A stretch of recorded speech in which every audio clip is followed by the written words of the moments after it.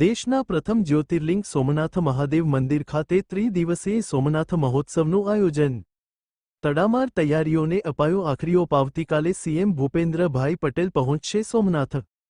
મહાશિવરાત્રિ પર્વને લઈ સોમનાથ ખાતે રાજ્ય સરકાર દ્વારા ત્રિદિવસીય સોમનાથ મહોત્સવનું આયોજન કરવામાં આવ્યું છે, જેની તૈયારીઓને આખરી ઓપ આપવામાં આવી રહ્યો છે। દેશના ખૂણે ખૂણેથી આવી રહેલા શ્રદ્ધાળુઓ માટે બેઠક વ્યવસ્થાઓ પણ કરવામાં આવી છે। આ કાર્યક્રમમાં સીએમ ભૂપેન્દ્રભાઈ પટેલ આવતીકાલે ઉપસ્થિત રહેશે અને રાત્રિ રોકાણ પણ સોમનાથ ખાતે કરશે। ઉપરાષ્ટ્રપતિની પણ કાર્યક્રમમાં આવવાની અટકળો લાગી રહી છે, જેને લઈ તંત્ર દ્વારા તોડામાર તૈયારી કરવામાં આવી। અહીં રાજ્યના નામચીન લોકગાયન કલાકારો દ્વારા પણ શિવ ભગવાનની આરાધના કરવામાં આવશે।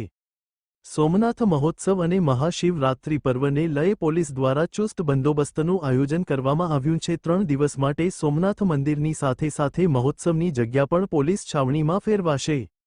સોમનાથ મહાદેવ મંદિર ઝેડ કેટેગરીમાં આવે છે, પરંતુ મહાશિવરાત્રિ પર્વને લઈ લાખોનો સંખ્યામાં શ્રદ્ધાળુઓ ઉમટવાની શક્યતાને લઈ સોમનાથ મહાદેવ મંદિરની પણ સુરક્ષા વધારી દેવામાં આવી છે। દર વર્ષ શિવરાત્રિને લઈ સોમનાથ મહાદેવ મંદિર ખાતે 3 દિવસ સુધી શ્રદ્ધાળુઓનો જમાવડો જોવા મળે છે, ત્યારે રાજ્ય સરકાર દ્વારા આ વર્ષ સોમનાથ મહોત્સવનું આયોજન કરવામાં આવ્યું છે। 3 દિવસ સુધી અહીં વિવાદ કાર્યક્રમો યોજાશે। Byte Manoharsinh Jadeja, SP reporter Bharatsinh Jadav, Gir Somnath.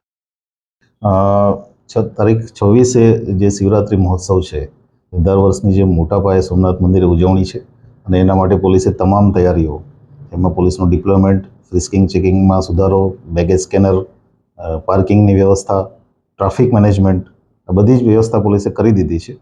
સાથે સાથે આ વખતે રાજ્ય સરકાર દ્વારા 3 દિવસનો સોમનાથ મહોત્સવ પણ ઉજવવામાં આવ્યો છે, જેમાં અલગ અલગ આર્ટિસ્ટ આર્ટથી ભગવાનની પૂજા કરાવવાના છે અને એમાં અલગ અલગ વીવીઆઈપીઓ પણ 3 દિવસ આવવાની શક્યતાઓ છે, જેને અનુસંધાને તમામ કાર્યવાહી પોલીસે આજે પૂરી કરી છે। પૂરેપૂરો બંદોબસ્ત અમે જાળવવાના છીએ। જે પણ રૂટમાં વીવીઆઈપીની મૂવમેન્ટ છે એ રૂટ અમે સ્ટરીલાઇઝ કરી રહ્યા છીએ। સમગ્ર રૂટ, મંદિર, સર્કિટ હાઉસ, આ બધું જ બીડીડીએસથી ચેકિંગ ચાલી રહ્યું છે અત્યારે, અને અમે પૂરી રીતે તૈયાર છીએ કે આ બંદોબસ્ત શાંતિથી પૂરો થાય। શિવરાત્રીને લઈને વધારે બંદોબસ્ત સોમનાથ મંદિરે ફાળવાયો છે કે જેમ છે?